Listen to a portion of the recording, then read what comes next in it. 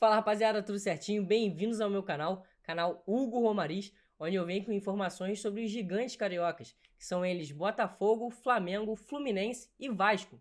No vídeo de hoje, irei falar sobre a 14ª rodada do Campeonato Brasileiro.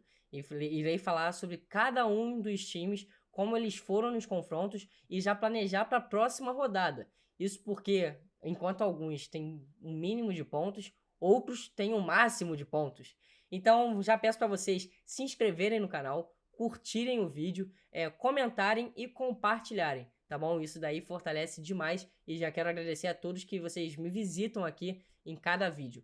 Mas sem mais enrolações, vamos começar falando do líder do campeonato, o Botafogo, que agora tem 10 pontos de diferença para o segundo colocado, que também é carioca, o Flamengo, mas dele eu vou falar depois. O Botafogo foi o último carioca a entrar em campo e entrou contra o vice-líder. Era um confronto de 6 pontos. Isso porque, caso perdesse, a diferença de 7 iria para 4 e caso vencesse, a diferença que era de 7 partiria para 10 e foi esse o caso. No primeiro tempo, o Botafogo até sofreu bastante. O Grêmio era muito ofensivo, criava grandes chances e o Botafogo não conseguia sair para o contra-ataque. Mas Lucas Perry, que para mim foi o principal jogador da partida, com uma vantagem ligeira sobre o Matías Segovia, fez grandes defesas e evitou que o clube gaúcho abrisse o placar ainda no primeiro tempo. O Suárez estava jogando muito, o Reinaldo fez uma finalização espetacular, o Perry estava realmente num dia muito inspirado e que o Botafogo no finalzinho, na primeira grande chance que teve, conseguiu até abrir o marcador. Abriu o placar numa cobrança de falta, desviada com Cuesta, e que o Tiquinho Soares, né,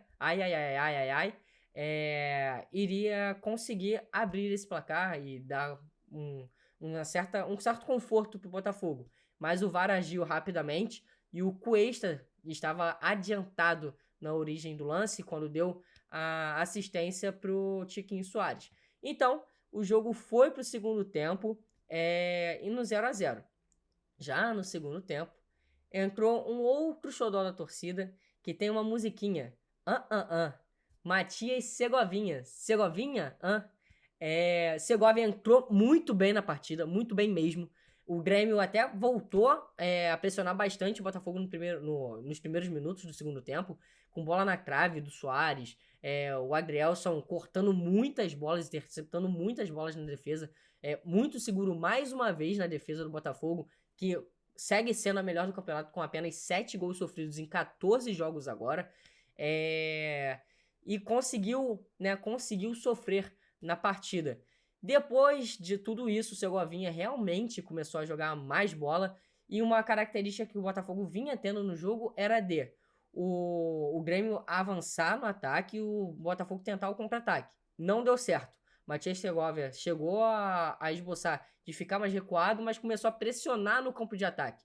E aí foi a partir de uma roubada de bola do Matias Segovia que ele conseguiu o passe para o Di Plácido e o Carlos Eduardo Sheik, conseguiu abrir o placar para o líder do campeonato e aí sim o líder começou a ficar mais solto na partida. Após o gol, o Botafogo melhorou muito, o Grêmio sentiu muito o gol. E aí aos 40 minutos, até mais uma vez, Matias Segovia começou a jogada, tabelou com o Marlon Freitas, fez um lindo passe para o Marlon Freitas, o Segovinha, e tocou para trás. E aí veio o Carlos Alberto para finalizar e fechar o caixão do Grêmio por 2-0. E agora o Botafogo... Agora não, né? O Botafogo tem uma vantagem absurda e ampliou essa vantagem para 10 pontos. Isso equivale a mais de 3 rodadas de campeonato. E para o quarto colocado, que é o Fluminense, são 4 rodadas de vantagem. Isso significa que o Botafogo pode perder 4 jogos seguidos e segue sendo líder, porque não vai perder em pontuação para o Fluminense. E em questão de vitórias também, porque o Botafogo é um time que não empatou nesse campeonato. E aí eu tinha até falado no último vídeo do Botafogo que era um jogo muito importante, porque era o melhor visitante do campeonato contra o melhor mandante, que não havia perdido no ano na Arena Grêmio, né? Então, assim, foi um jogo espetacular, muito bom de ver, digno de um primeiro e segundo colocado de campeonato brasileiro. E aí eu quero falar um pouquinho sobre os técnicos. A gente vai elogiar, obviamente, o Caçapa, que entrou, veio do Lyon, deu sequência ao trabalho do Luiz Castro. São 2 jogos e 2 vitórias, jogos importantíssimos, porque o primeiro foi contra o Vasco, um clássico aqui do Rio de Janeiro, onde o Vasco precisava muito da vitória e a equipe que o Caçapa montou não permitiu ao Vasco essa vitória. E aí também venceu do vice-líder. Então foram 2 vitórias absurdamente gigantescas para o Caçapa. Mas eu vim pontuar também o Lúcio Flávio. Isso porque, querendo ou não, ele estava ali junto com o Caçapa em todos os momentos. E aí eu vi até um tweet que falou, cara, se não fosse o Lúcio Flávio, o Caçapa não iria conhecer o Carlos Alberto, até porque foi uma semana só de treinamento. Teve também a lesão do Rafael. Então, assim, ambos fizeram parte dessa trajetória do Botafogo. 6 pontos valem muito, muito, muito num Campeonato Brasileiro. E agora, se você for para pensar, se o Botafogo finge que perde os próximos 4 jogos, acaba o turno com os 36 pontos. Se volta a fazer 36 pontos no segundo turno, já é pontuação de campeão brasileiro com 72 pontos. Então é um absurdo. O aproveitamento do Botafogo tá muito alto. E aí agora tende a crescer com a chegada do Bruno Lage, que aí é mais uma coisa que tem que se tirar o chapéu, que é tirar o chapéu pro John Textor, que o poder de convencimento dele é absurdo. O técnico que tá chegando aqui agora é o Bruno Lage, é um português que tava na Premier League, acabou sendo demitido, mas é um técnico muito vitorioso, principalmente em Portugal, com um time muito ofensivo e que tem tudo para evoluir esse time do Botafogo, que foi deixado pelo Luiz Castro e deixado muito bem.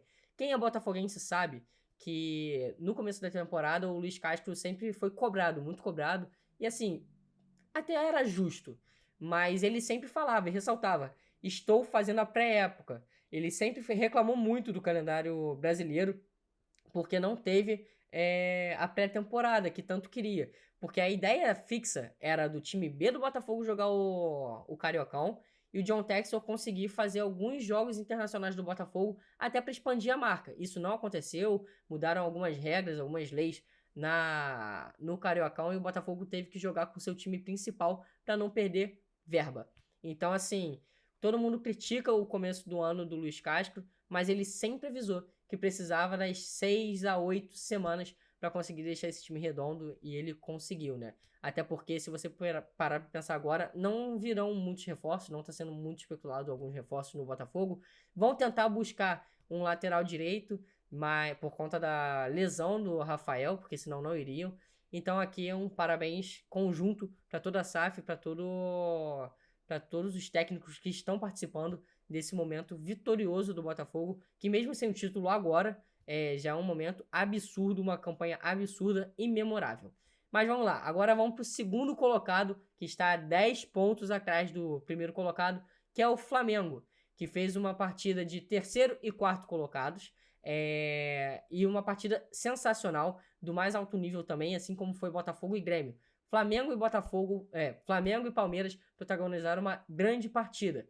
No primeiro tempo, o Sampaoli até esboçou o time bem diferente, visando já o confronto contra o Atlético Paranaense na quarta-feira pela Copa do Brasil. Ele sacou o Everton Ribeiro e o Arrascaeta, 2 caras com excelentes passes, e colocou um time com mais velocidade e dribles. Isso porque ele começou com o Luiz Araújo e com o Cebolinha. Em tese, a ideia foi muito boa e eu, quando vi a escalação, achei muito, muito diferente. Eu achei muito arriscada, mas ousada. Então eu cheguei a gostar disso. E aí o jogo começou e a ideia que estava no papel não conseguiu ser colocada em campo. Isso porque a ideia de velocidade na lateral, de dribles na lateral, para conseguirem chegar com mais facilidade no Palmeiras, com o improviso, não conseguiu sair do papel, como eu já havia dito. O Palmeiras conseguiu anular completamente o Flamengo. Foi um primeiro tempo onde só deu Palmeiras praticamente, muitos lances de perigo. Mike e Piquerez, os laterais do Palmeiras, tinham muita facilidade para chegarem no ataque e criarem grandes oportunidades. E aí o Dudu abriu o placar após uma sequência de tentativas na grande área do Flamengo. E o Dudu conseguiu achar um chute muito feliz que passou no meio de todo mundo, e o Matheus Cunha, que já havia dado rebote, não conseguiu pegar a bola do Dudu. Já no segundo tempo, o Sampaoli mudou o time, tirou os 2 velocistas e voltou com o Everton Ribeiro e com a Arrascaeta. E aí, ambos participaram da jogada do gol do Flamengo. O time melhorou bastante. O Flamengo começou a dominar muito o Palmeiras no campo de ataque. E aí, o Everton Ribeiro, para quem não lembra, mas a jogada que ele fez, sem tabelar com o Rodinei, foi muito parecida com a final da Libertadores. Ele puxou de novo para fora do campo e cruzou com a perna direita. Mas aí, dessa vez, quem apareceu de peixinho foi o Arrascaeta, que empatou a partida. E aí, o Palmeiras voltou pro jogo. O jogo ficou mais aberto. O Flamengo começou a ter mais chances de gol também, em contra-ataques. E aos 44, já nos acréscimos praticamente, o Palmeiras até conseguiu vencer a partida, conseguiu fazer o 2-1. Mas o VAR, assim como no jogo do Botafogo, agiu corretamente e anulou o gol do Palmeiras, então acabou em 2-1. Já vamos falar então do quarto colocado, que é o Fluminense, mais um carioca. O Grêmio está disputando, né, o Campeonato Carioca, mas brincadeiras à parte, o time chegou muito pressionado, porque a fase não era das melhores, ainda não é das melhores, mas querendo ou não, classificado na Copa do Brasil, na Libertadores, e quarto colocado, tá no G4 do Brasileirão, isso é muito importante, até por conta das verbas que vem no final do ano. Tudo bem que tá numa diferença absurda pro Botafogo por 12 pontos, mas todo mundo tá muito distante do Botafogo. Mas pro jogo, como foi? Fernando Diniz começou muito vaiado, depois de reassumir o time, né, num Brasileirão. Quando ele chegou em campo, muitas vaias, misturadas até com elogios pro técnico, mas a maioria era vaia, porque o treinador assumiu a seleção brasileira de maneira interina e vai conciliar o emprego junto ao Fluminense. Mas isso daí o Mário já deu entrevista também. E vamos pro jogo. Após muitos e muitos e muitos jogos, um time não temeu do Fluminense construir no seu campo de defesa. O Internacional não jogou bem, tentou se defender bastante e não pressionou a saída de bola do Fluminense. E aí, nisso, o Fluminense conseguiu matar o jogo rápido no primeiro tempo. O Samuel Xavier, no primeiro gol, até tentou a finalização. E o Cano, com faro de gol, como sempre, conseguiu fazer o seu gol depois de um tempinho também. O Cano abriu o placar. E aí, 15 minutos depois, cruzamento na área de escanteio. Martinelli conseguiu fazer o 2-0. E aí, o time foi pro vestiário bem tranquilo, bem calmo.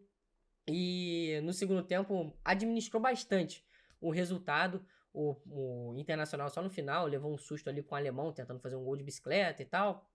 Mas fato é que o Fluminense venceu com certa tranquilidade esse jogo e estava precisando bastante. E no final do jogo, o Diniz foi muito aplaudido pela torcida, e que eu acho certo, tá, gente? Assim, por mais que muita gente reclame, eu gosto muito do Diniz como técnico, e para a seleção é excelente, e para o Fluminense, querendo você ou não, ele é muito importante para o Fluminense, tá bom? E agora vamos falar do único carioca que a gente também já esperava da derrota, infelizmente. Todos os resultados que eu falei aqui a gente já esperava, né? Vitória do Botafogo, um certo empate no Flamengo e Palmeiras, vitória do Fluminense e a derrota do Vasco. O Vasco, que tem fobia ao ataque, não consegue atacar. Quando o Vasco começa a entrar no campo do ataque, não consegue criar uma chance de gol, e assim foi todo o jogo contra o Cruzeiro. Nenhuma criatividade, nenhuma troca boa de passes, a defesa muito perdida, domínio do Cruzeiro, velocidade do Cruzeiro, e o Vasco não conseguiu levar grandes chances de gol. Assim, é um time que realmente está no CTI, não vai conseguir sair tão fácil sem contratações. São 9 pontos, é o pior aproveitamento do campeonato. Não tá em último, mas tem a mesma pontuação, é o mesmo aproveitamento. Sobre o jogo, o único gol que foi feito nessa partida, um jogo feio também, tá? O Cruzeiro até jogou bem, jogou melhor, não jogou bem, jogou melhor, mas fez um gol completamente por erro do goleiro. O Léo Jardim, que eu já elogiei muito, ele errou bizonhamente no gol. Ele deu todo o lado pro atacante bater, pro batedor de falta cobrar a falta, e aí conseguiu acertar o chute, e Léo Jardim, ficou muito longe da bola, muito distante, e aí custou 3 pontos no Campeonato Brasileiro. Que agora o Vasco tem 9 pontos, é vice-lanterna do Campeonato Brasileiro, e para sair vai ter que vencer 2 partidas e contar com tropeços de outros times no Campeonato Brasileiro. Então, assim, tá no CTI. E vale lembrar que são mais de 2 semanas sem técnico, tá bom? Aí vamos lá, que o Vasco não tem muito o que falar. Sobre os próximos jogos, o Vasco iria jogar contra o América, só que o América e Corinthians vão ter que jogar pela Sul-Americana, e aí vão fazer a partida de Copa do Brasil no sábado, então esse jogo do Vasco foi adiado. E vai ter também o Fla-Flu, né? No domingo, um jogo entre, querendo ou não, segundo e quarto colocado do Campeonato Brasileiro, um jogo muito importante. Quem vencer ultrapassa um ao outro, né? Se o Flamengo vencer, se distancia mais. E se o Fluminense vencer, ultrapassa o Flamengo na tabela. Então, assim, por toda a rivalidade também, isso é muito importante. E o líder vai jogar contra o Red Bull Bragantino, que tá numa boa fase, mas o Botafogo vai jogar no tapetinho e aí já era, tá bom?